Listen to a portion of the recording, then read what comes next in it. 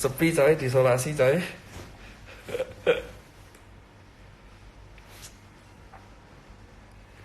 Aduh, nggak enak badan bos. Jadi sekarang saya ada di rumah sakit. Aduh, gila. Ini, ini infus. Sialan, gak bisa ngapa-ngapain kalau gak bawa ini.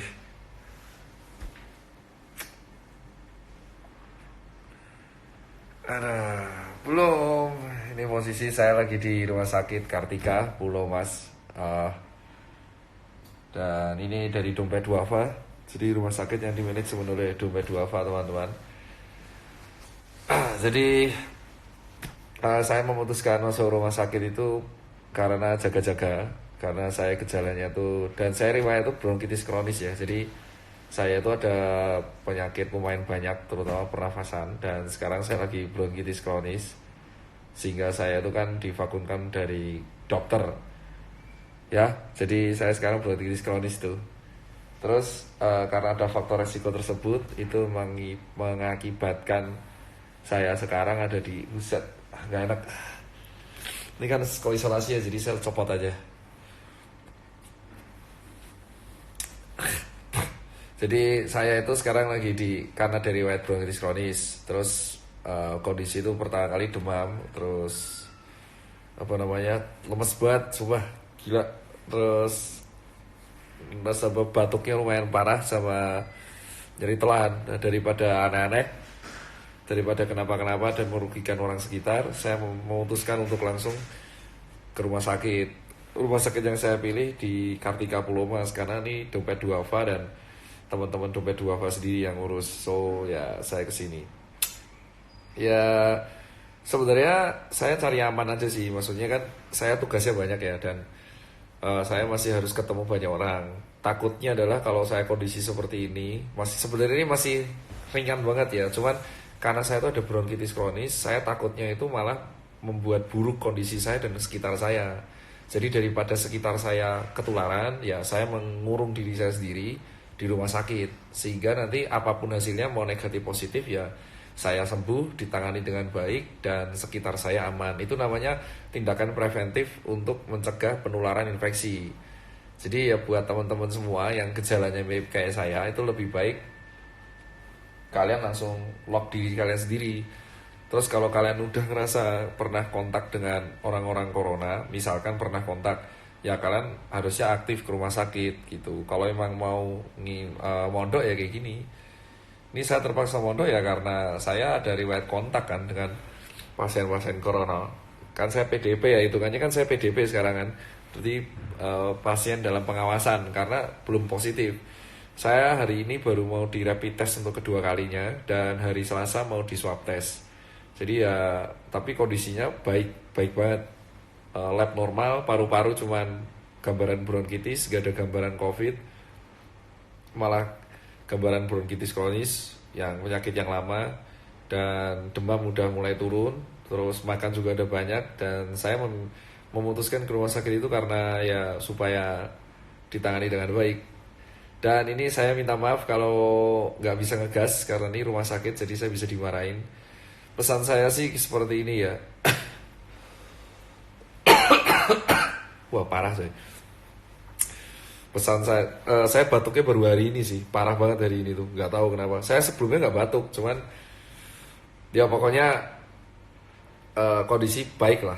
Tapi yang aneh itu ada Ria Ricis, ada Riz, ada Asyong, dan ada tipes juga. Wah banyak banget lah pokoknya, kecapean, tipes, buset, ini penyakit semua jadi satu. Untung masih kuat sayanya. Dan sebenarnya di sini tuh yang saya bilang, saya udah discuss dengan Belva, staf sus presiden. Saya juga udah discuss dengan staf Menkes untuk membuat edukasi besok Selasa. Jadi saya mengucapkan terima kasih banyak buat dosen-dosen saya terlebih dahulu, guru-guru besar UGM, teman-teman saya, Dr. Aki Malik, dokter-dokter di UGM, dokter di UI, dan seluruh dokter di Indonesia yang udah mengucapkan semangat ganti intinya. Sampai ini rumah sakit isinya ada yang ngirim ada yang bikin nasi padang, ada yang ngirim apapun. Jadi menurut saya thank you banget lah buat kalian yang udah nyemangatin saya. Insya Allah saya akan tetap kembali lagi seperti semula. Terus intinya itu adalah buat teman-teman, waduh parah banget.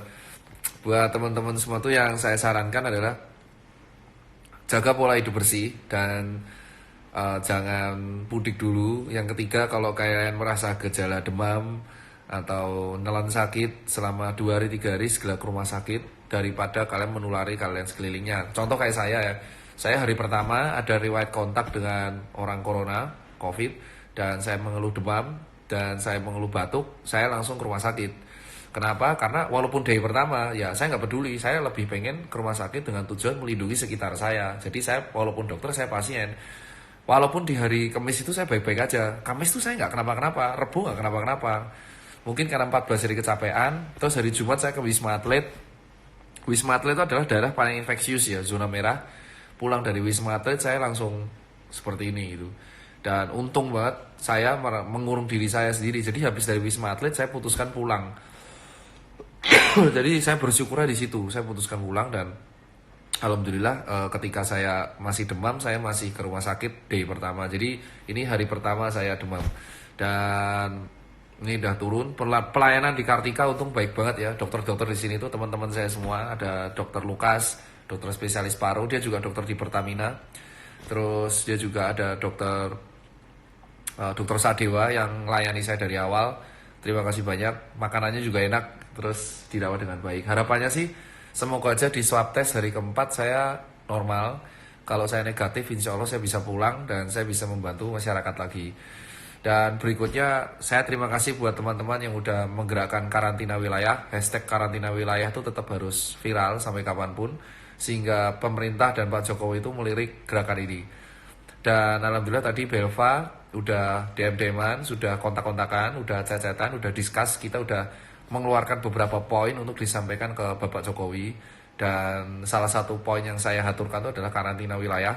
Ada beberapa poin, ada sekitar 9-10 poin yang saya sampaikan, yang kita tunggu hasilnya di hari Senin. Dan kedua, pihak Kementerian Kesehatan udah mengontak saya untuk membuat edukasi yang resmi untuk anak muda yang menghadapi corona. Tetapi sekarang saya edukasi di sini aja. Saya hanya mengeluarkan 5 poin buat kalian semua. Maaf saya nggak bisa ngegas karena ini di rumah sakit dan ini di ruang isolasi. Jadi yang saya aturkan yang pertama adalah tolong karantina wilayah, jangan mudik terlebih dahulu. Kalian tetap stay, kalau kos ya tetap nggak boleh pulang. Dan yang kedua adalah tolong kalau makan dibungkus aja, gunakan ojol online dan warteg. Pesan makanan di luar, makan di rumah. Terus yang ketiga adalah batasi, kurangi nongkrong, jangan nongkrong nggak jelas karena itu akan meningkatkan potensi infeksi. Dan yang keempat, tolong edukasi sekitar kalian mengenai pentingnya cuci tangan, batuk yang tepat waktu, batuk yang tepat. Lalu kalau sakit dengan gejala demam dan batuk dan nyeri telan itu langsung ke rumah sakit terdekat. Dan pesan saya yang terakhir buat kalian adalah tetap optimis. Jangan sampai Indonesia tuh kayak Italia dan kita tuh harus bekerja sama untuk Indonesia. Gitu aja bosku. Jadi ya status saya sekarang berarti adalah PDP, pasien dalam pengawasan. Status coronanya masih negatif sampai sekarang, di rapid test juga masih negatif. Demam 37,6 derajat, berarti tipis banget sama normal. Paru-paru dalam batas normal, status lab saya dalam batas normal, tidak ada kenaikan leukosit, tidak ada kenaikan limfosit, sel darah masih normal, tetapi di paru saya ditemukan gambaran bronkitis kronis. Ya biasalah, saya emang kayak gitu, bronkitis saya emang lumayan parah banget. Jadi dugaannya dokter di sini adalah kemungkinan besar bronkitis kronisnya lumayan parah gitu. Jadi kalaupun tidak corona ya bronkitisnya yang diobatin. Buat teman-teman yang di sana, saya harap saya masih bisa mengontrol. Jadi dari rumah sakit saya masih mengontrol pengiriman APD ke Rumah Sakit Sarjito Yogyakarta, itu tempat guru saya semua. Saya juga mengirim APD ke Rumah Sakit UGM, saya mengirim APD ke Rumah Sakit Keramat, Rumah Sakit, ada 11 rumah sakit yang saya kirim. Barusan saya beli hazmat senilai 100 juta. Saya juga beli helm yang ada kacanya. Saya juga habis beli mengantar ke Majalaya, Bandung, itu rumah sakit RSUD Majalaya tempat dokter teman-teman saya kerja. Dan insya Allah yang lain akan saya kirim. Jadi walaupun dari rumah sakit saya masih ngatur semuanya. Saya terima kasih juga buat dokter Koko dan Junior Data Network yang udah membantu saya habis-habisan. Insya Allah hari Senin saya akan donasi sebesar 1 miliar rupiah untuk diberikan ke Junior Data Network. Ini bener ya, terkam ini saya akan donasi sebesar 1 miliar rupiah yang udah saya kumpulkan dana dari kalian, dari kita bisa, saya berikan kepada Junior Data Network. Dan saya juga membeli hazmat sebesar 2000 piece, dan saya akan bagikan pertama kali itu keluar Jakarta terlebih dahulu. Jadi ya, pesan saya adalah walaupun kondisi saya seperti ini, itu tidak akan pernah mematahkan semangat saya untuk melawan corona, teman-teman. Jadi harapan saya adalah buat kalian anak muda, saya nggak peduli sih mau corona itu ada apa enggak, kita harus bersatu di sekarang. Anak muda di sekarang kita harus lawan corona ini bareng-bareng. Jadi ya tiap hari saya akan live seperti ini, lihat perkembangan. Saya udah ngirim yang Jambi, jadi ditunggu aja lewat Fatur, saya ngirim ke Jambi. Jadi ya buat teman-teman semua adalah walaupun saya sakit, walaupun saya sekarang bed rest, kayak dipaksa, dan sekarang status saya masih aman, masih stabil, dan saya masih PDP, saya tetap bersemangat untuk melawan hal ini, coy. Jadi saya tetap mengkoordinasi semua dari ruangan ini. Tuh. Ruangan ini tidak boleh ada yang menjenguk. Kalau kalian mau ngirim oleh-oleh, bunga atau apapun atau buah ke rumah sakit Kartika Pulau Mas, terserah. Cuman ya nggak bisa jenguk karena saya nggak boleh dijenguk.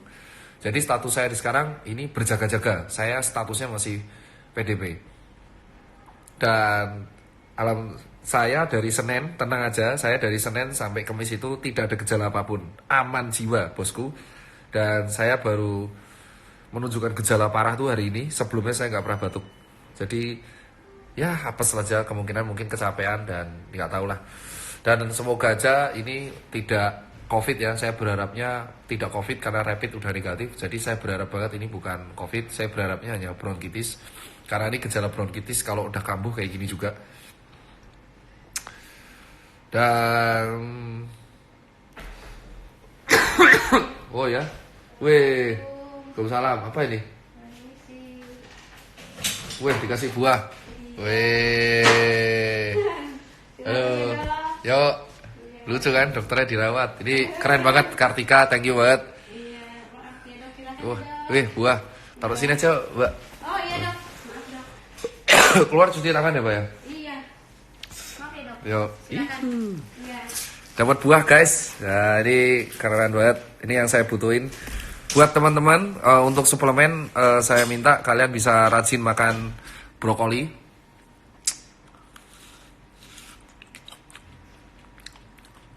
Enak tuh.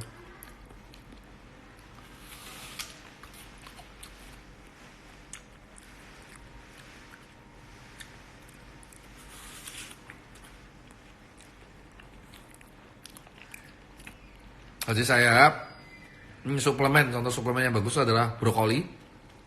Terus telur itu untuk meningkatkan protein di dalam tubuh, mengganti sel tubuh yang rusak. Jadi panas tuh.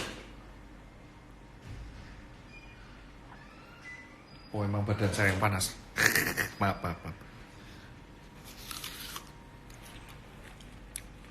Oh soal Pak Yuli lagi ditangkepin.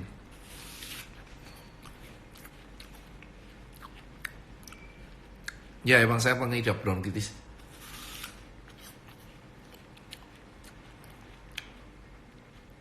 Udah dicuci dari luar, gila. Makanan rumah sakit udah dicuci. Weh, Pak Saroni. Hormat Pak Saroni. Wah, ada Pak Saroni, sangat terhormat. Assalamualaikum warahmatullahi wabarakatuh, Pak Saroni. Jadi sekarang saya lagi di sini, jadi ini suplemen banyak. Ya, buat terima kasih nih Pak Saroni. Jadi sekarang saya terangin. Jadi suplemen yang paling kuat di dalam tubuh itu yang pertama adalah madu. Kalian bisa beli madu murni, minum sekali sehari dengan air putih hangat. Terus kedua adalah telur rebus, itu suplemen. Suplemen telur rebus itu bukan mencegah corona tapi meningkatkan daya tahan tubuh. Tapi yang putihnya doang. Itu berguna untuk meningkatkan protein. Siap. Pak, saya hormat juga Pak. Waduh, Pak Saroni didukung. Makasih loh Pak Saroni udah nonton live. Terus buah-buahan kayak apel, jeruk, vitamin C. Vitamin C itu perlu banget untuk meningkatkan daya tumbuh. Nih. Rumah sakit ini suplemen yang dikasih rumah sakit buat saya untuk meningkatkan daya tahan tubuh. Jadi referensi buat kalian. Tuh ada jeruk, ada apel, ada pir. Ini ada apa nih? Ini apa ya? Wah, apel. Apelnya ada 3, ada pir, ada jeruk. Jadi ini berguna buat kalian.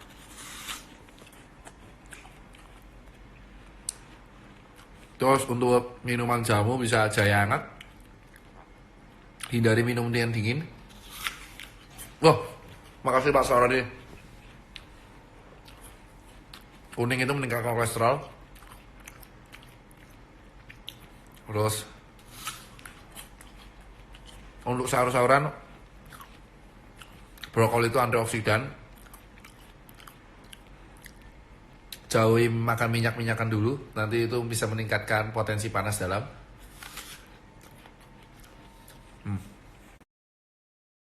Infus. Saya masih di infus RL, nanti mau diganti antibiotik. Wah, Komisi Yudisial RI. Terima kasih Pak, udah nonton semua. Saya harap buat warga sekitar, buat warga negara Indonesia, saya harap semua, saya aja yang sakit gini masih bisa berjuang buat negara gitu. Karena ini negara kita sendiri. Saya harap buat teman-teman semua, dimanapun kalian berada, kita harus optimis mengenai Indonesia ya, corona. Pak Saroni, karantina wilayah saya kasih referensi ke pemerintah untuk selamatkan masyarakat. Nah itu benar. Jadi saya terangkan mengenai karantina wilayah. Hubung kalem nih. Jadi karantina wilayah itu berbeda dengan lockdown. Bisa kalian rekam. Dalam undang-undang kesehatan yang dibuat oleh DPR ya, dan Pak Jokowi, karantina wilayah itu berbeda dengan lockdown. Lockdown itu tidak pernah dikenal di Indonesia. Mungkin lockdown yang kalian kenal itu adalah menutup akses segala warga dan militer aktif, intinya dikurung. Enggak. Karantina wilayah itu enggak kayak gitu. Jadi ini saya luruskan, karena banyak yang pegawai pabrik dan saya kerja gini-gini. Karantina wilayah itu adalah membatasi aktivitas keluar masuk seorang warga negara ke dalam sebuah wilayah yang terkena karantina karena sebuah penyakit yang infeksius atau wabah. Contoh, maksud saya seperti ini. Misalkan di Jakarta, ini di epicentrum corona. Lalu Pak Jokowi dan Pak Anies mengatakan, yuk kita karantina Jakarta. Otomatis ketika Jakarta dikarantina itu ada 3 tipe. Total, parsial, atau hanya batas wilayah. Nah, saya mengusulkan yang batas wilayah. Karantina yang batas wilayah itu adalah menutup semua akses dari dan keluar Jakarta. Sehingga warga Jakarta tetap Jakarta, sehingga nanti terkontrol.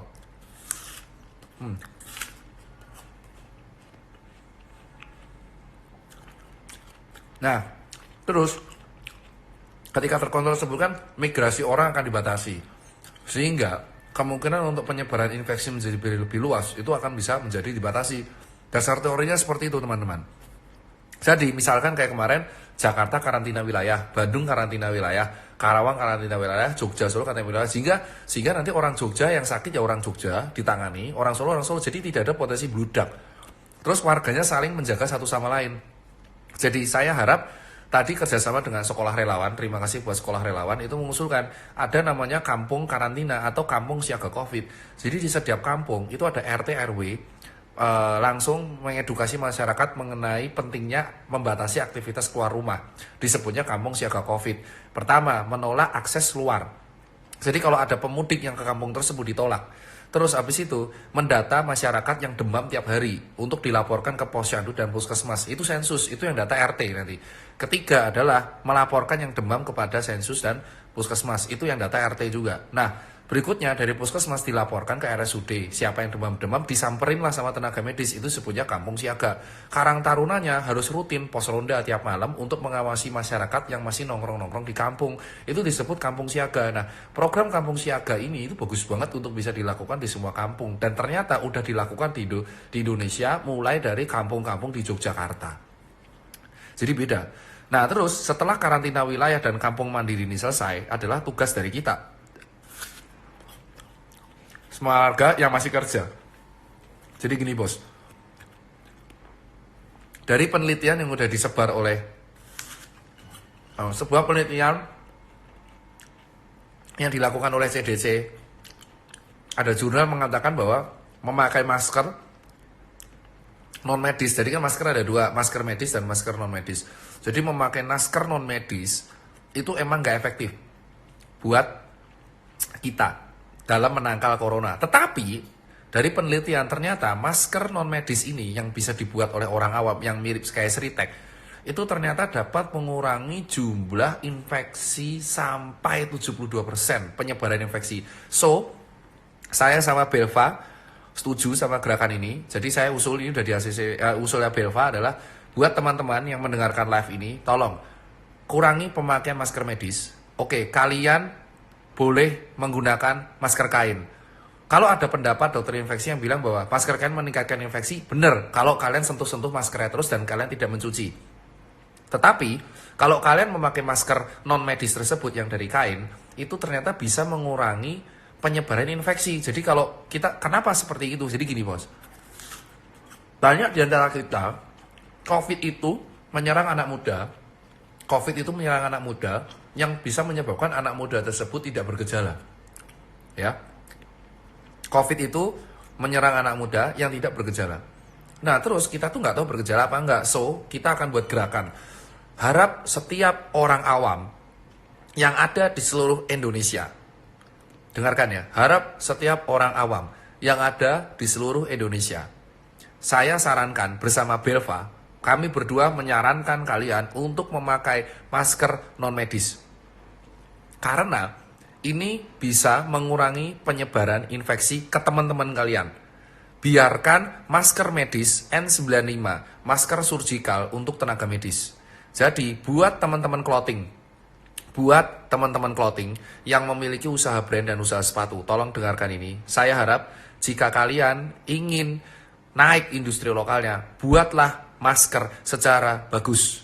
Jadi buatlah masker non medis. Ini adalah ide dari saya dan Belva. Saya meneruskan ide Belva. Cuman saya harus menyampaikan secara cepat karena Belva harus ACC dulu. So saya sampaikan ini ide brilian dari Belva. Belva udah meneruskan penelitian yang bagus banget. So ini adalah win-win solution buat kebangkitan brand lokal, buat kebangkitan vendor, dan buat kita semua.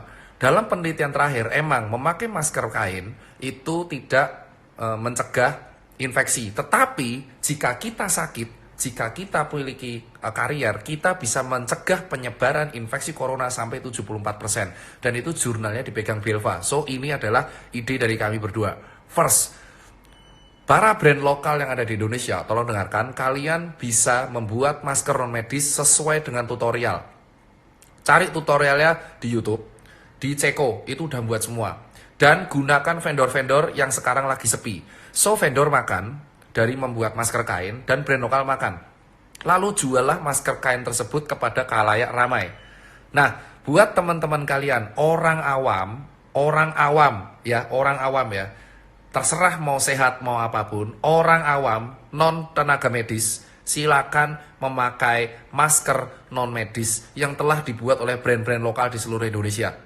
Sehingga dia brand lokalnya bisa makan, sehingga brand vendornya bisa makan. Dan masker kain ini harus dicuci tiap hari, memakai air hangat dan memakai cairan-cairan disinfektan secara bagus. So kalian beli masker kain minimal 5. Jadi tiap sehari sekali dicuci. Tiap hari kelima bisa dipakai lagi. So, ini bisa bagus banget. Jadi ini win-win solution buat kita semua. Mungkin kita tidak sakit, mungkin kita sehat, tapi mungkin saja kita karier. Kalau kita karier, kita memakai masker kain, mungkin droplet-dropletnya itu bisa nyangkut dikit di dalam masker kain itu, sehingga kita bisa menulari penyebaran virus ini kepada sesamanya. So, ini adalah yang paling bagus. Dan setelah kalian memakai masker kain, masker medis tentu harganya akan turun, sehingga masker medis bisa didapatkan oleh pemerintah dengan harga yang murah, sehingga rumah sakit bisa mendapatkan surgical mask dan N95 dengan harga murah. Dan jangan lupa kalian cuci tangan dengan bagus. Nah, link jurnalnya ada di Belva. Kalian minta Belva aja. akan di-share Belva hari Senin. Langsung muncrat cuk. Aduh, HP saya infeksius dong, bajingan gimana ini? Ya, Belva Stafsus. Keren.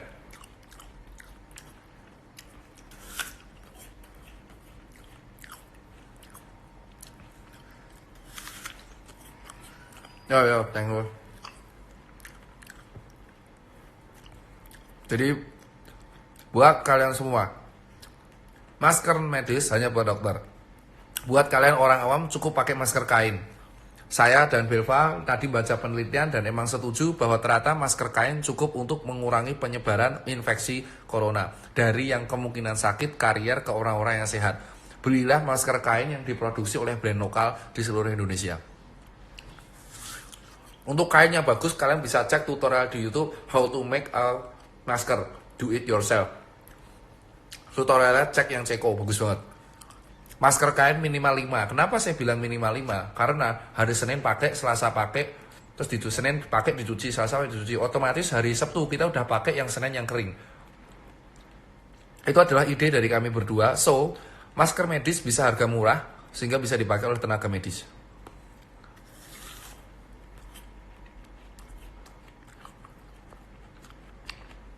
So, buat para brand lokal yang ada seluruh di Indonesia, mulai buatlah masker kain dan jualah ke seluruh seantero Indonesia.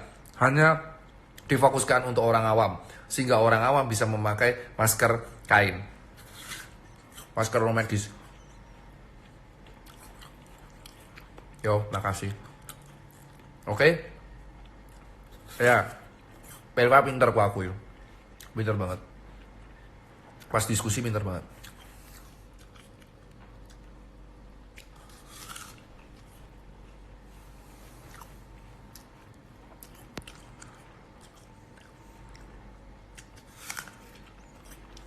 Nah, ya makasih.